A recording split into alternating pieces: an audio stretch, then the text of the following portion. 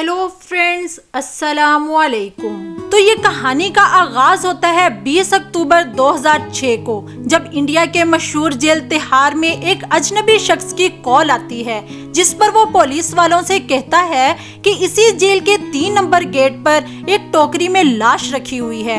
ये सुनकर पुलिस चौंक गई, क्योंकि तिहाड़ जेल दिल्ली की सबसे मशहूर जेल है और ऐसे काम वही शख्स कर सकता है जिसको किसी भी बात का डर ना हो। जब पुलिस वालों ने गेट पर जाकर देखा तो वहाँ वैसे ही एक टोकरी थी जिसमें लाश के जिस्म के अज्जा थे और उनको नीचे से एक लेटर पड़ा मिलता है जिसमें उस किलर ने पूरी जुडिशल सिस्टम को बहुत गालियां लिखी थी और गालियों के साथ उस किलर ने लेटर पर यह भी लिखा था कि मुझे पकड़ कर दिखाओ। तो ये साफ जाहिर था दोस्तों कि जिसने भी वो लाश और लेटर वहाँ रखा था वो अपने मुल्क के सिस्टम से बहुत तंग था और वो उन्हें ये साबित करना चाह रहा था कि वो अपने काम में कितना माहिर है और पुलिस अपने काम सही से नहीं कर रही है। पुलिस वालों ने फौरन उस कॉल को ट्रेस किया जो उनको 20 अक्टूबर को आई थी। कॉल ट्रेस के बाद जब पुलिस वाले वहां पहुंचे तो वो हैरान हो गए, क्योंकि वो कॉल एक पीसीओ बूथ से की गई थी। वहां मौजूद एक सिक्योरिटी गार्ड से पूछा गया तो उसने बताया कि यहाँ एक ही शख्स आया था। अब पुलिस वालों को इसको ढूंढना आसान हो गया था। फिर पुलिस वालों ने लेटर के एक्सेंट को पहचानने की कोशिश की तो उनको पता लगा कि ये एक बाहरी एक्सेंट है। पुलिस वालों ने सारे क्लूज इकट्ठे करके उसकी तलाश शुरू कर दी। अभी इन्वेस्टिगेशन चल ही रही थी तो एक और कॉल आती है। अब की बार उस कॉल पर वही शख्स था और वही उसके बोलने का बिहारी एक्सेंट था और उसने पुलिस वालों को कहा कि गेट नंबर 3 पर एक लाश पड़ी है। पुलिस वाले फौरन वहां पहुंचे तो वहां वैसे ही एक लाश पड़ी थी। लाश को इतनी जोर से बांधा गया था कि पुलिस वाले खोल ही नहीं पा रहे थे। तो वहां लोगों के हजूम में से एक शख्स आया और उसने कहा कि मैं इसको खोल सकता हूं। तो फिर उसने अपने नाइफ की मदद से उस लाश को खोला। उसमें बॉडी का सिर्फ टॉर्सो मौजूद था, बाकी बॉडी के हिस्से हजारा कोर्ट के बाहर से मिले। सो दोस्तों, यहाँ पर आप भी एक बात जानकर हैरान हो गए कि जो शख्स पुलिस वालों की लाश खोलने में मदद करने आया था दरअसल वही असल किलर था। तो वीडियो एंड तक लाजमी समझिएगा।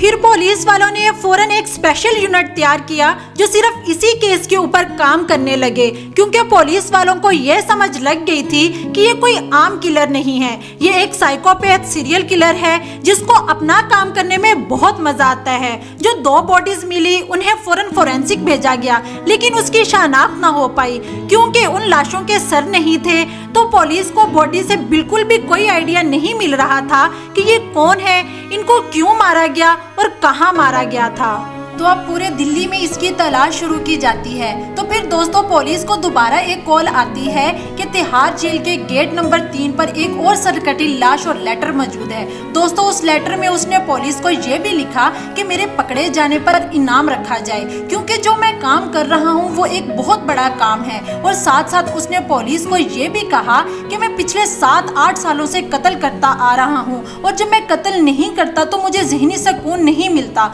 अब ये बात तो तय हो गई थी कि वो एक साइकोपैथ किलर है, बट पुलिस वालों को ये फिक्र थी कि इसको जल्द से जल्द पकड़ लें, नहीं तो वो न जाने और कितने लोगों की जाने लेगा। पुलिस के ऊपर इस केस का प्रेशर बढ़ता जा रहा था। तो पुलिस वालों ने सारे पुराने अरेस्टेड सीरियल किलर की हिस्ट्री को भी सर्च करना शुरू कर दिया। इस दौरान उन्हें पता चला कि 1998 में भी एक बार ऐसे ही तिहाड़ जेल के बाहर सरकटी लाश मिली थी और बाकी के बॉडी पार्ट्स कहीं और छुपाए गए थे। तो उस केस में पुलिस वालों ने एक सस्पेक्ट को गिरफ्तार किया था, बट वो केस 3 साल से ज्यादा ना चला क्योंकि उनके पास कोई ठोस सबूत ना था। तो पुलिस वालों को अपने मुखबरों से खबर मिलती है कि उसी हुलिये का एक शख्स रोज आजाद नगर में डॉक्टर के क्लिनिक को विजिट करता है।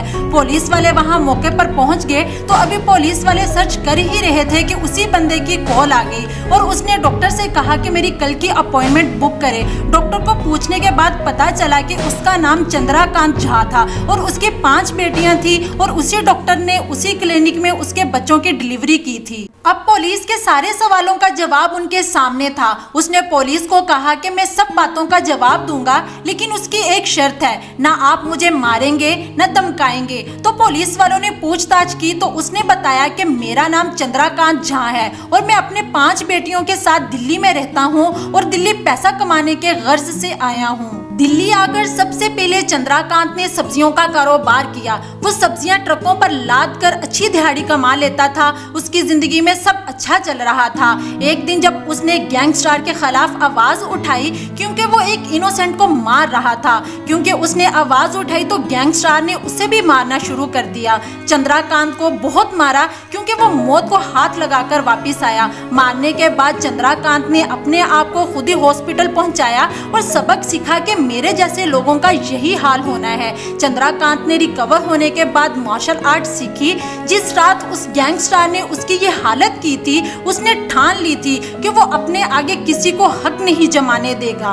जहां चंद्रकांत काम करता था, वहां यूनियन लीडर सारे लेबर से भत्ते के नाम पर पैसे लेते थे और उसने जब चंद्रकांत से पैसे मांगे तो उसने देने से इनकार कर दिया और कहा कि ये मेरी मेहनत की कमाई है। इसी वजह से उनमें बहस हो जाती है और लड़ाई शुरू हो जाती है। लड़ाई में यूनियन लीडर के हाथ पर चाकू लग जाता है, जिसके जुर्म में चंद्रकांत को जेल में डाल दिया गया और उसके साथ साथ उसकी बीवी को भी जेल में डाल दिया गया, जिसमें उसका कोई कसूर न था। जेल में चंद्रकांत के साथ बहुत ज्यादती की गई। उसे नंगा करके टॉर्चर तक दिया गया।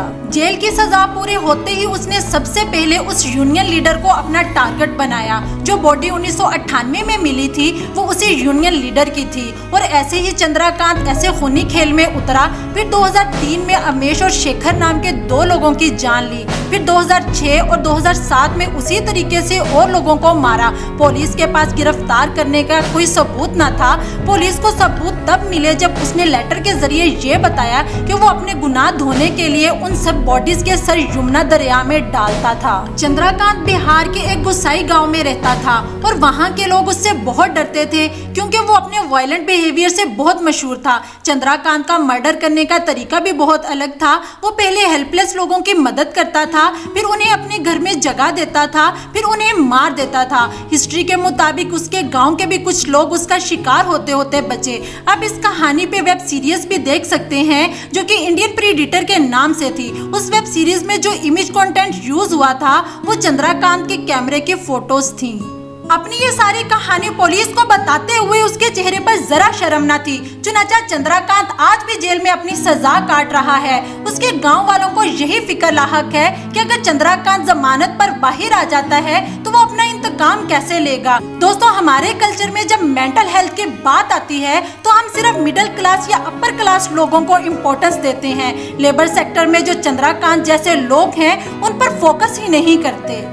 दोस्तों, आपको क्या लगता है कि मेंटल हेल्थ के ऊपर गौर करना कितना जरूरी है? अपनी कीमती राय से कमेंट सेक्शन में जरूर आगाह कीजिएगा और हमारे चैनल को सब्सक्राइब कीजिएगा। शुक्रिया।